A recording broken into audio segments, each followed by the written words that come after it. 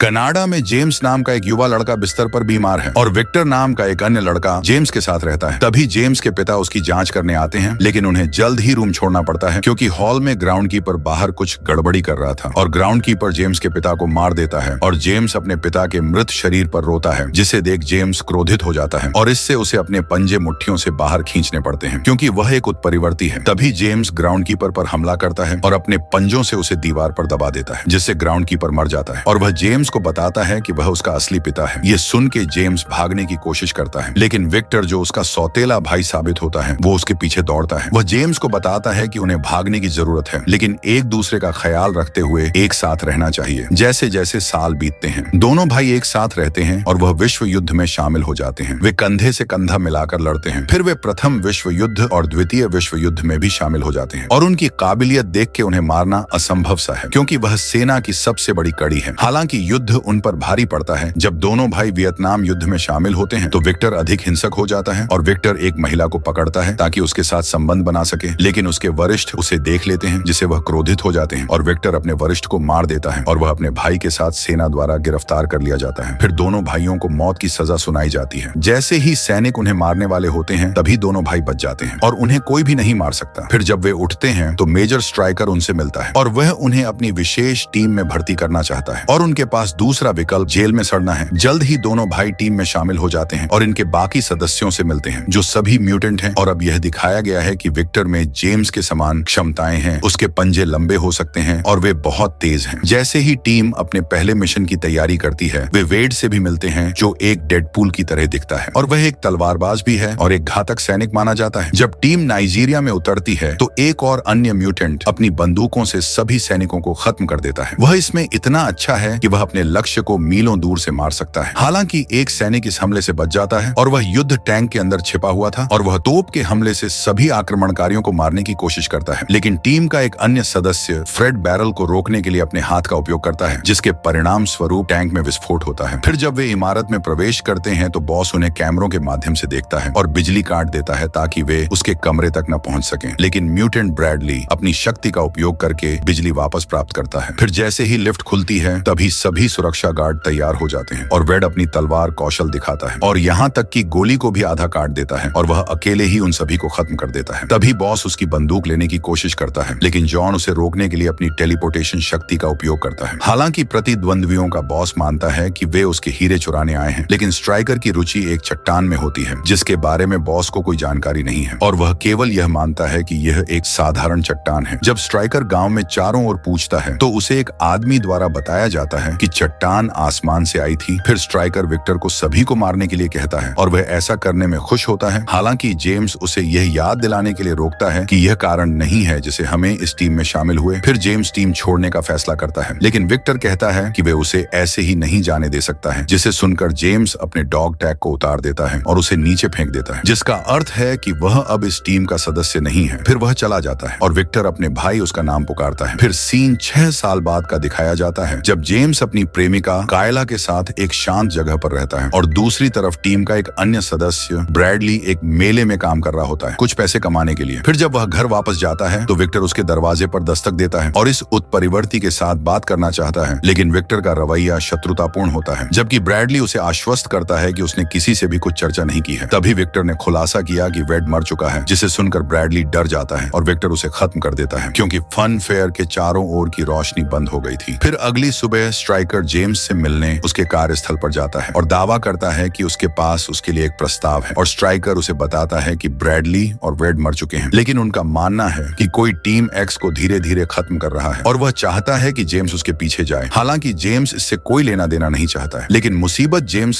से दूर नहीं रह सकती, जिसे अब हर कोई लोगन के नाम से जानता है। फिर अगली सुबह लोगन को जंगल में एक मरा हुआ भालू मिलता है, जबकि विक्टर कायला के पास जाता है। इसीलिए लोगन को आने वाली मुसीबत का एहसास होता है और वह कार की ओर दौड़ता है, लेकिन ऐसा लगता है कि अब बहुत देर हो चुकी है क्योंकि कायला अपनी कार में नहीं होती है। फिर कुछ क्षण बाद लोगन उसे मृत पाता है और वह जोर जोर से चिल्लाने लग जाता है। फिर उसे रात विक्टर एक बार में लोगन का इंतजार करता है और जैसे ही वे लड़ने के लिए तैयार होते हैं उसका भाई वहां आना सुनिश्चित करता है और लोगन अपने भाई से पूछता है कि उसने कायला को क्यों मारा, जिसमें विक्टर शिकायत करता है कि लोगन कभी उसे कॉल नहीं करता और कभी भी पत्र नहीं लिखता, इसीलिए वह उसका ध्यान आकर्षित करना चाहता था। फिर जैसे ही लड़ाई शुरू होती है लोगन पहला राउंड हार जाता है, लेकिन लेकिन जल्द ही वापस उठ जाता है। दुर्भाग्य से विक्टर उससे ज्यादा ताकतवर होता है, इसीलिए उसे हरा देता है। फिर वह अपने भाई को उठाता है और उसे पूछता है कि क्या कायला उसके समय के लायक थी। उसकी तुलना उस समय से की जाती है जो वे एक साथ बिता सकते थे। फिर लोगन अपने भाई से कहता है कि वह उसके जैसा नहीं है, लेकिन विक्टर की राय अलग है और वह उसके पंजों को कुचल देता है। तभी पुलिस सायरन की आवाज आते ही उन्हें तोड़ देता है। फिर लोगन एक अस्पताल में जागता है और वह डॉक्टर का गला पकड़ लेता है और विक्टर के बारे में पूछता है, लेकिन डॉक्टर को पता नहीं होता कि वह किस बारे में बात कर रहा है। तभी स्ट्राइकर कहीं से प्रकट होता है और उसे बताता है कि वह उसकी मदद कर सकता है, लेकिन लोगन उस पर गुस्सा होता है और स्ट्राइकर का दावा है कि विक्टर उसके लिए काम नहीं कर रहा है। वह चाहता है कि लोगन विक्टर को रोकने में उसकी मदद करे क्योंकि वह नियंत्रण से बाहर हो रहा है। इसके अलावा स्ट्राइकर का दावा है कि उसके पास कुछ ऐसा है जिसका उपयोग वह विक्टर को हराने के लिए कर सकता है, और लोगन भी स्ट्राइकर के साथ काम करने के लिए सहमत हो जाता है। लेकिन वह केवल यह जानना चाहता है कि विक्टर कहाँ है। फिर स्ट्राइकर को उनके रास्ते से हट जाना चाहिए। फिर कुछ समय बाद स्ट्राइकर लोगन को एक प्रयोगशाला में ले जाता है जहाँ वह उसे एडामेंटियम नामक पदार्थ देने जा रहा है जो उसे शुरू होने से पहले अविनाशी बना देगा। और लोगन एक नया डॉग टैग बनाने के लिए कहता है जिस पर वुल्वरिन शब्द खुदा हुआ हो जैसा कायला के पास था। फिर जैसे ही ऑपरेशन स्टार्ट होता है तभी लोगन को भयंकर दर्द का अनुभव होने लगता है क्योंकि उसके दिमाग में कई यादें चमकती हैं और एक पल के लिए तो उसके दिल की धड़कन रुक जाती है, लेकिन फिर वह धीरे धीरे वापस जीवित हो जाता है। और इस पूरे समय के दौरान स्ट्राइकर उसे वेपन एक्स के रूप में संदर्भित करता है जो थोड़ा अजीब हो सकता है क्योंकि उसका पहले से ही एक नाम था। स्ट्राइकर के विश्वसनीय म्यूटेंट में से एक जीरो पूछता है कि वे लोगन के साथ क्या करने जा रहे हैं। तभी स्ट्राइकर जवाब देता है कि वे उसके डीएनए का उपयोग वेपन 11 बनाने के लिए करेंगे। लेकिन इतना ही नहीं, स्ट्राइकर अपने लोगों को लोगन की याददाश्त मिटाने का आदेश देता है, लेकिन तभी वुल्वरिन यह सुन लेता है और जलाशय से बाहर कूदने में सक्षम होता है। फिर वह बेस से भाग जाता है। तभी स्ट्राइकर अपना असली चेहरा दिखाता है और वह जीरो से उसे ढूंढने और उसे मार डालने के लिए कहता है। फिर लोगन एक खेत में भागता है और एक यादृच्छिक खलिहान में प्रवेश करता है। उसी वक्त एक बूढ़ा जोड़ा अपने घर लौटता है और बूढ़ा आदमी अपने खलिहान में प्रवेश करता है और उसे बिना कपड़ों के पाता है। जब बूढ़ा आदमी यह सुनिश्चित करने के बाद कि वह एक ड्रग एडिक्ट नहीं है तो वह उसे अपने घर पर आमंत्रित करते हैं। तभी वुल्वरिन अपने नए पंजे दर्पण में देखता है जो अब एडामेंटियम द्वारा बनाए गए हैं। वे उसके पंजों की तुलना में कहीं अधिक तेज और मजबूत हैं। वास्तव में वे इतने तेज हैं कि वह सिंक को आधा काट देता है। फिर कुछ समय बाद बूढ़ा आदमी लोगन को कहता है कि वह ऐसा लग रहा है जैसे कि वह खून की तलाश में हो। जो लोग खून की तलाश में निकलते हैं वे आमतौर पर इसे जगह को ढूंढ लेते हैं। हालांकि लोगन का मानना है कि उसे उसकी पसंद छीन ली गई है। तभी बूढ़ी महिला भी खलिहान में उनके साथ शामिल हो जाती है। तभी उसी वक्त जीरो द्वारा बूढ़ी महिला को गोली मार दी जाती है जिसे रिसेंटली उसकी मृत्यु हो जाती है। फिर बूढ़े आदमी को भी गोली मार दी जाती है और वह लोगन की बाहों में मर जाता है। तभी स्ट्राइकर आदेश देता है और एक हेलीकॉप्टर खलिहान पर मिसाइलों से फायरिंग करता है। हालांकि विस्फोट बहुत बड़ा होता है लेकिन लोगन जीवित रहने में सक्षम हो जाता है और एक मोटरसाइकिल के साथ दूर चला जाता है जो बूढ़े आदमी का था। तभी हेलीकॉप्टर भी उसके पीछे पीछे जाता है और कुछ और वाहन भी कहीं से प्रकट होते हैं जिसे हमें पता चलता है कि स्ट्राइकर वास्तव में वुल्वरिन को मरना चाहता है, लेकिन लोगन के पंजे इतने तेज हैं कि वह अपने पंजे का उपयोग करके वाहनों में से एक के सामने जाने का फैसला करता है और वह वाहन को आधा काट देता है। फिर वह हेलीकॉप्टर के साथ भी वही करने का फैसला करता है और वह उस पर कूद जाता है और आसानी से उसके पंखों को काट देता है जिससे हेलीकॉप्टर नीचे गिर जाता है। तभी स्ट्राइकर शून्य से संपर्क करने की कोशिश करता है और उससे पूछता है कि क्या लोगन मर गया है, लेकिन तभी लोगन हेडसेट पकड़ता है और स्ट्राइकर को बताता है कि वह विक्टर को मार देने के बाद उसे लेने आ रहा है। फिर लोगन आग जलाता है जिससे हेलीकॉप्टर फट जाता है और उसमें ही जीरो भी मारा जाता है। फिर सीन प्रयोगशाला का दिखाया जाता है जहाँ स्ट्राइकर जानता है कि वुल्वरिन को मारना कठिन होगा, इसलिए वह अपने लोगों से कहता है कि उन्हें इस तरह से एडामेंटियम की गोलियां बनाने की जरूरत है जिससे शायद वे उसे रोक सकें। फिर लोगन टीम एक्स के अपने कुछ पुराने दोस्तों से मिलता है। उनमें से एक जॉन जो उसे बताता है कि वे सभी अपराध बोध से भरे हुए हैं क्योंकि किसी समय उन्हें एहसास हुआ कि स्ट्राइकर उन्हें मासूम म्यूटेंट का शिकार करने के लिए कह रहा था। फिर लोगन एक और पुराने दोस्त फ्रेड से मिलता है जो मोटापे से ग्रस्त हो गया है क्योंकि उसे अपने अपराध बोध के कारण खाने का आदी हो गया है। फिर लोगन उससे कुछ पूछता है जो उसने स्ट्राइकर से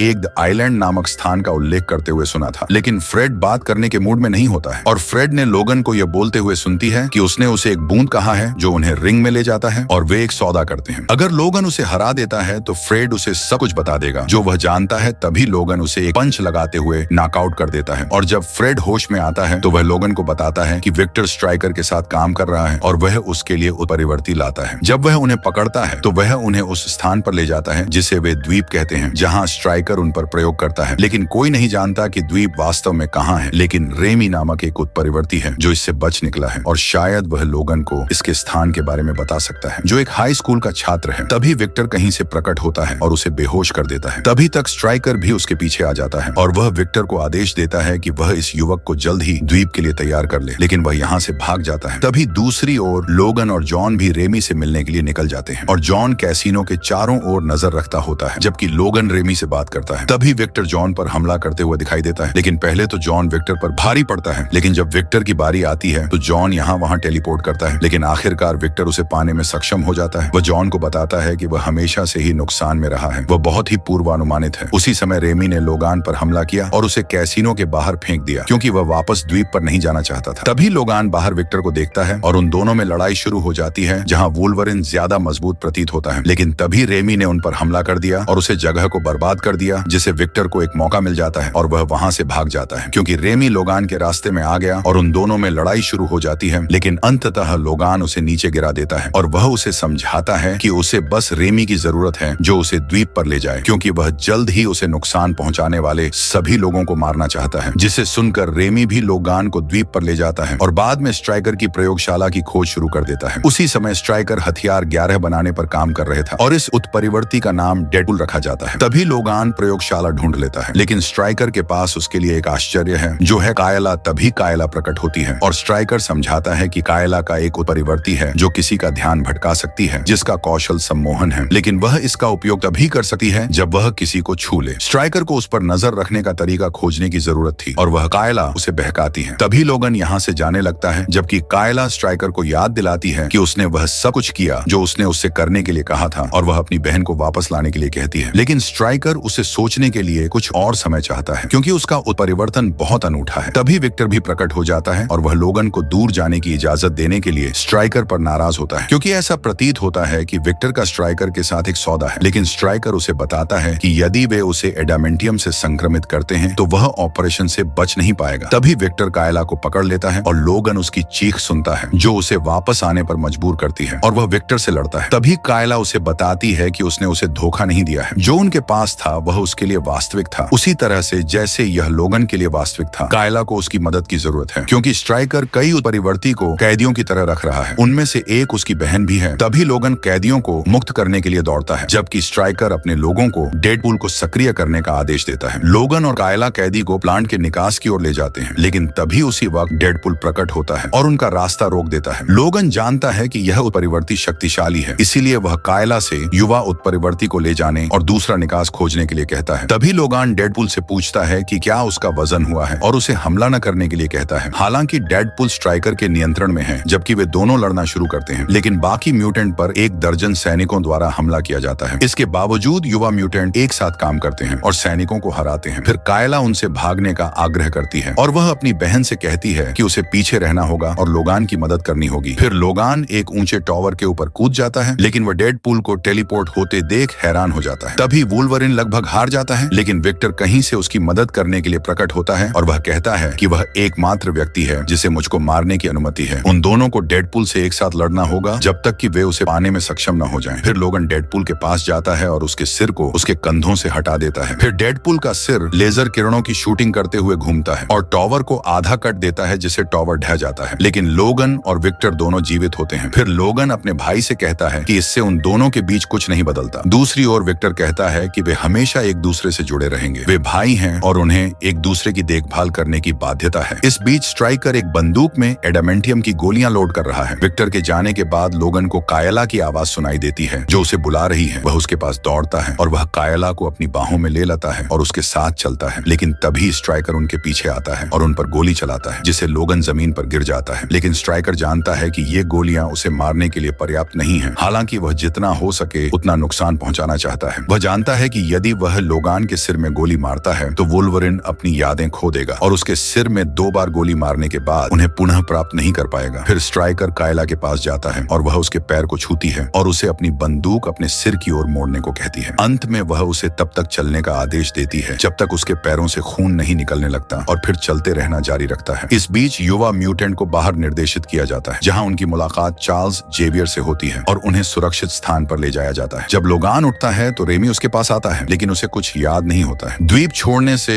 कुछ क्षण पहले लोगान कायला को जमीन पर मृत पड़ा हुआ पाता है। रेमी उसे पूछता है कि क्या वह जानता है कि वह कौन है, लेकिन लोगान उसे पहचाने से इनकार कर देता है। सो इसी सस्पेंस के साथ यह कहानी यहीं पर समाप्त होती है।